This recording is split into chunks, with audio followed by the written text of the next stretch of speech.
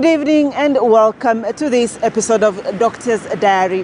From the Health and Science Desk team, we wish you a Merry Christmas and Happy Holidays. My colleagues and I have highlighted stories of doctors and other medical professionals who are making a difference in the profession. My name is Dr. Mercy Korir, and our starting point this evening is with Dr. Catherine Mutinda. Dr. Mutinda is a pediatric geneticist. It's not a sad thing to be told you have a mutated gene. It's a sad thing to find out late. Curious, adventurous, and inquisitive. Dr. Catherine Mutinda's journey in medicine, pediatrics, and now genetics has been exactly that. From Prague in the Czech Republic to Nairobi, Kenya, to Glasgow, Scotland, her career has been one where she seeks answers to questions that may seem unanswerable. I'm a mother. Yes, a wife, a sister, a daughter. It is such moments that ground Dr. Catherine Mutinda and remind her of her purpose. It's a puzzle. It's always interesting. Every day is different, and to be more specific, genetic, everything is different. Nothing is the same. I never thought I would be a doctor. Those days there was this book called Anna the Air Hostess. You remember it? I read that book and I thought I was going to be an air hostess, so hospitality. I thought that was it because they was going to different destinations, the adventure and everything. So I thought that was very interesting, and I thought I would be an air hostess, to be honest. And then I was very argumentative. You never catch me. I mean, yes, I dropped the egg, but you have to prove that I dropped it. So most of my teachers, especially in high school, tell you that Catherine was going to be a lawyer. So there was hospitality, there was law. But my mom is one of those where you decide what you want to be. You're never propelled in one way or another. So I finished school and biology used to come easy. Physics came easy to me. Chemistry came really easy to me. So I was like, this combination looks like medicine. Let's try that out. So that's how I ended up in medicine. Her love for children and bedside medicine that allowed her to develop a personal relationship with her patients had long been simmering. I was sent to Pumwani, and that's where I mixed the two. The love of public health and the love of individualized care. So we have low-cost, high-impact interventions, breast milk being one of them. So we have the breast milk bank, kangaroo mother care. We have set up those beds. I started some work with Kenya Pediatrics Association, where simple things that make a big difference. Pumwani Maternity Hospital. What she says is the closest to a fetal-maternal hospital in Kenya was a turning point. Many mothers with recurrent pregnancy losses who needed an answer bothered her, and she decided to follow up on her passion to do genetics, but this was not a decision that came easy. And then I said to myself, now I want to go over. Here's Pumwani that needs to be steered clear. And I had to make a decision, and I have babies, I have a husband and my little girls. So I actually dilly-dallied with that decision for over a year. Actually 2 years. I had an admission, but I didn't take it. I was like, I'll do genetics. And I remember Professor Wera telling me, this genetics you keep on singing about, you either do it or stop singing about it altogether. So I was like, okay, fine. I will do it eventually. When it comes to genetics, I'm in conversation with the Ministry of Health just to make sure that the diagnostics are available. They are available, but now accessible and affordable. Yes, and affordable. If we talk to NHIF and actually show NHIF that if a mother knows ahead of time that they're going to get a baby with Down syndrome, you can actually plan for the care. And then we do not have to go when they're having cardiac arrest or all those other complications of thyroid storms. We can actually start from the word go. A lot of us as doctors, we have a hard time having that difficult conversation of telling a mother, you know this child, they have this syndrome. This is the outlook. When I talk to my colleagues, they say, that's so hard to say. Why don't we just postpone it a little bit more? Get a psychologist to say it. But when you talk to the mother, they tell you, we are very grateful. Now I don't have to search. Now I know what the answer is. Now I can plan. So it's getting those two people to marry and know that it's okay. And it can be done. Sada Hassan now focuses on one man who made the headlines championing for doctors' rights through the Doctors' Union. Dr. Omar Oluga is the former Secretary General of the Kenya Medical Practitioners, Pharmacists and Dentists Union. Indeed, Dr. Mercy Korir, Kenya's health sector has been shaped with a lot of struggles and contribution from pioneering doctors. One is such Dr. Omar Oluga, who is one of the most familiar faces in the recent Kenya's health sector revolution. Nothing will change until you go on the street and protest.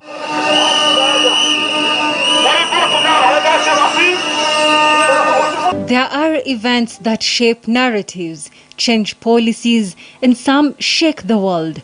Behind these events, there are people with families, emotions, and hope. I work for the Nairobi Metropolitan Services. I am the Director for Health Services in Nairobi. I studied medicine at Moi University.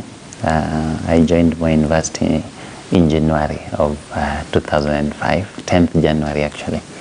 And I graduated 10th December 2010 after 6 years of intense studies. And I think it's been very fulfilling. I say that's where I honed most of my skills. It was a very good school because it gave me a lot of opportunities in life. While some may argue that leaders are made, some are born. Oluga's journey in leadership began way back, and he says championing for people's welfare has always been a part of him. While at Moi University, I was the student leader for the medical students. I was the chairman of the Medical Students Association. I also became the president of the Medical Students Association of Kenya, Msake. In 2017, when yet again the doctors' plight became a national conversation, the Kenya Medical Practitioners, Pharmacists and Dentists Union, KMPDU, became more popular. One of the lead faces being Oluga's. Despite being thrown in jail, Oluga and his colleagues were still adamant to bring change. 100 days plus, and doctors vowed not to set foot in hospitals until their pleas were heard. When I came to Nairobi, and that's the first time actually I was like now living in Nairobi, I noted that a number of doctors were having a lot of issues, you know. And at that particular time, there were a lot of challenges to get from internship to postgraduate studies to, you know, just a lot of issues. And I felt, I think I can do something. I think the work that I've done for doctors also speaks for itself, you know, improving, you know, the package for doctors by more than 311%. That's quite something. So we, you know, the work we did in the union, and of course with the doctors, made some of the best unions in Africa. And you know, it was it wasn't meant just for the doctors, and I think I have to say this because I've said this before. It was meant to make sure that people can be retained. Away from work, he is a dedicated husband and a father to his 2-year-old son. Oh, no. When I'm not a doctor, I am a father. When I'm not a doctor, I am a husband. When I'm not a doctor, I play. Yeah, I try to get time to read. I read a lot actually. Sometime before I used to try, you know, taking good walks. I like nature. I travel also, you know. I like to just go out and see the wild, you know, just the mountains and, you know, taking very good walks. He, however, wants his son to follow his own path and chart his own way. I think what is very important is that whatever he wants, number one, he should be very passionate about it. Number two, it should be of a lot of impact to the society. And number three is that it should be of, you know, benefit to himself. So, you know, and you know, there's usually the balance between passion versus benefit, and many career coaches advise people, you know, do things that you're passionate about, but sometimes things that you're passionate about do not pay. Yeah, and sometimes things that you are passionate about are not of benefit to the society. So you must have the triad of the three, that you must be passionate about it, it must be able to pay you, and it must, or at least to support your life, and it must be able to be of benefit to the society. The society is, you know, the whole spectrum of humanity will always have problems, a lot of problems. Right now we have political problems, healthcare problems, you know, legal problems, everything. So we need human beings who are trying to solve problems for other human beings, who are trying to make life better. Now in a different space, he says there is not much change. He is still a doctor and will always be. We shift focus to AIC Kijabe Mission Hospital, where we brought you the story of a man who started off as a cleaner in the hospital but is now an ophthalmic surgeon. From a cleaner to a storekeeper to a clinical officer and now an ophthalmic surgeon, Patrick has also played a pivotal role in establishing eye and diabetic clinics in the hospital. This is a story of determination, perseverance, and humility. An ophthalmic cataract surgeon is a clinical officer who have been trained to see patients pertaining eye conditions, so eye patient, make diagnosis, give treatment like eye drops, and also can do some surgeries, and also can give specs where necessary.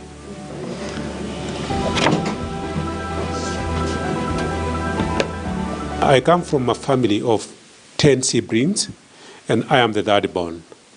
When I was in school, actually I wanted to be a pastor. And so when I finished my Form 4, I got a grade C+. And so I thought that it was a good chance to go to Moffat Bible School to be a pastor. So when I came to Kijabe in 1990 to be a pastor in Moffat Bible School, I sat for the interview, but they could not take me because they wanted to admit students over 20 years and above. And for me, I was less than 20 years. I sat for interview, and they told me that, Patrick, you have qualified. Unfortunately, your age betrays you. So it was quite humiliating for me, because that's what I wanted today. I'm telling you for sure, when I was told that I cannot join Moffat Bible School at that time, I shed tears in front of the panel, because it's something which was in me.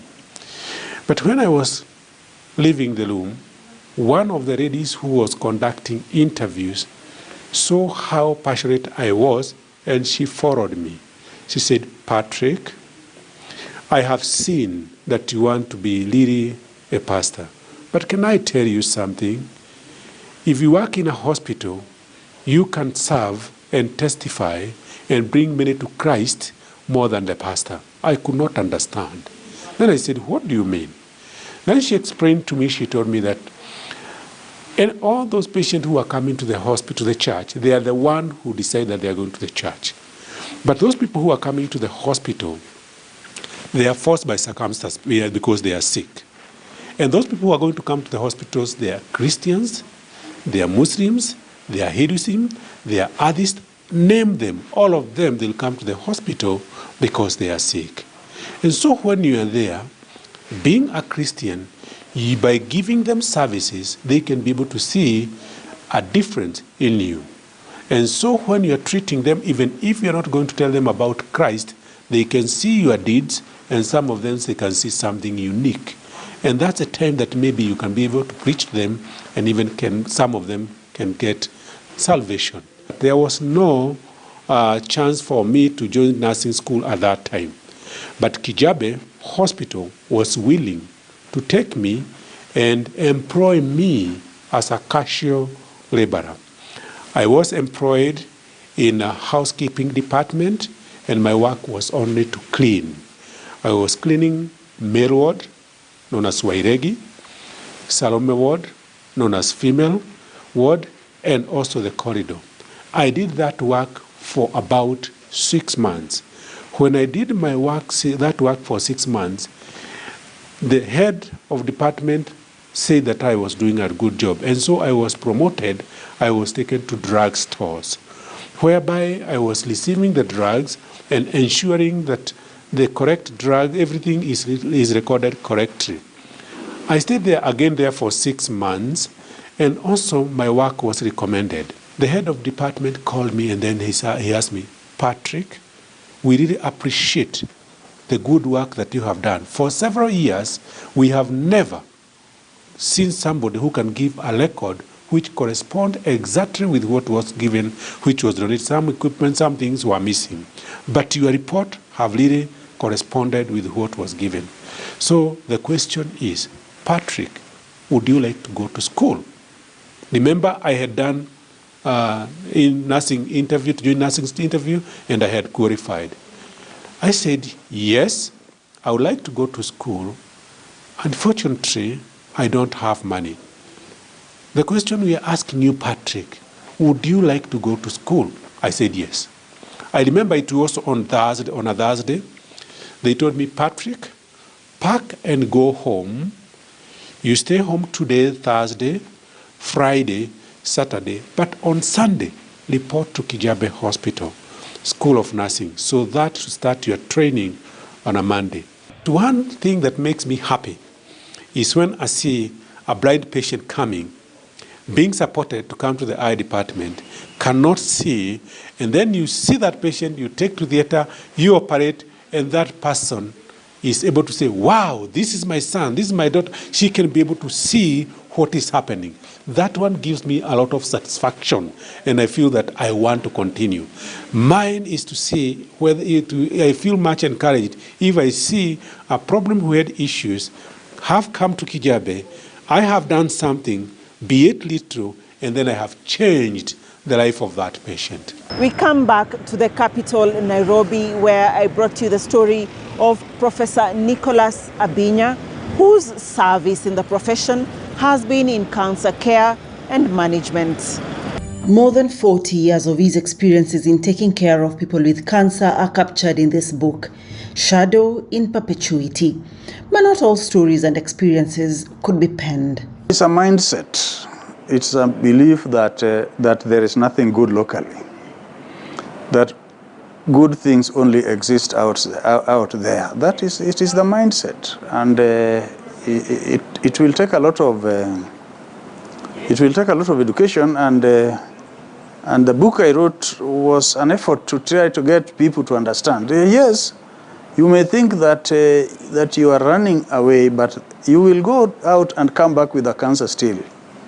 Or you will be given palliative treatment. We are doing that here. It will cool down, and then they will tell you that you have been cured, or you will think you have been cured. While in actual fact, the cancer is still very much awake.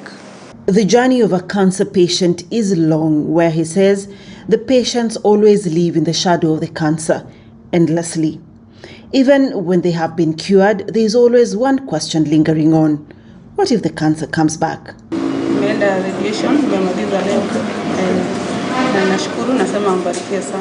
On this day, after several months of grueling chemotherapy and radiotherapy, it was this lady's second chance after cancer.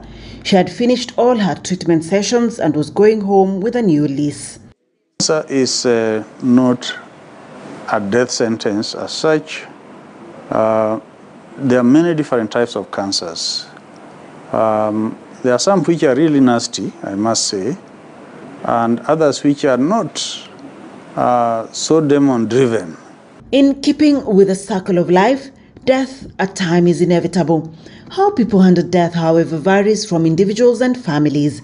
Compared to Western countries, Kenyans are still a long way in getting to understand how to deal with death from a terminal illness like cancer. When you treat people, you are on a cancer journey with them. Some you have treated for years, many years, and you understand them very well. And you have had this discussion coming gradually. And at one stage, they were completely cancer-free, and they knew and you knew, and they are working, and they are educating their children. And when it comes back, and you say, look, this thing has come back, it may be problematic, we'll try again.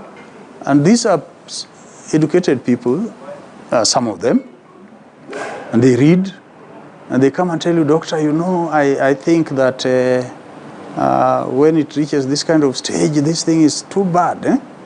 And you say, yes, it may. So you scale it down, and they understand.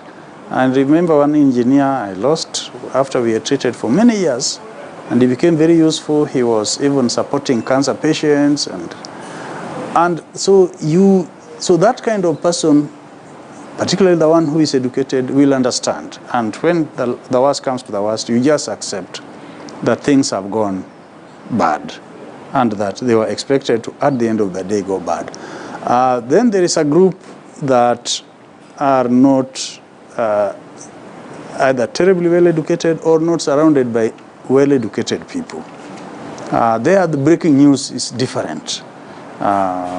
They will think of who has killed them, some old woman in Kisi who has bewitched them, you know, that kind of thing. So accepting becomes a problem. I'll give you an example. When I was in the UK, the breaking news was not the biggest deal because that population, again, understands very well that cancer can be nasty if it comes to the terminal stages.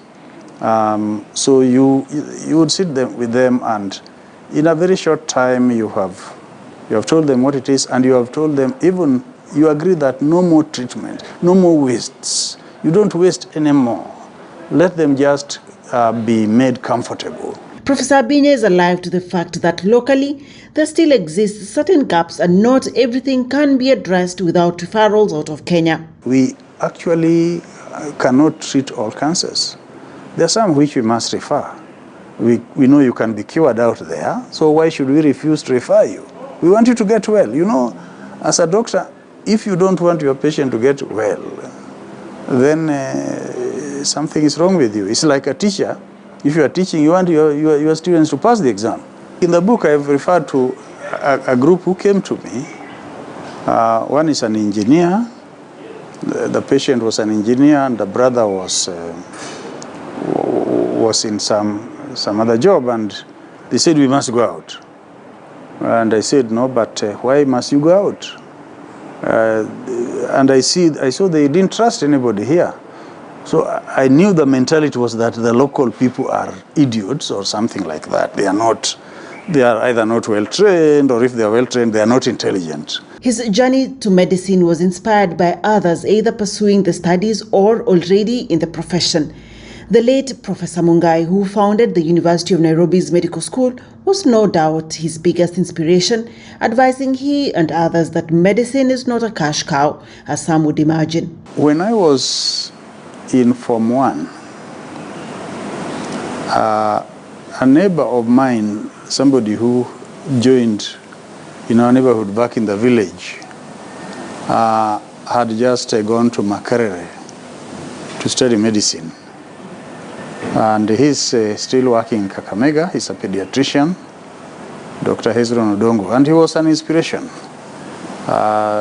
So when I joined Form 1, I didn't find him at Alliance. He had left, and so I was surprised. Wow, this guy is studying medicine in Makerere. So I had in mind something to do with medicine, but that wasn't always the case. But of course, you think about it on and off.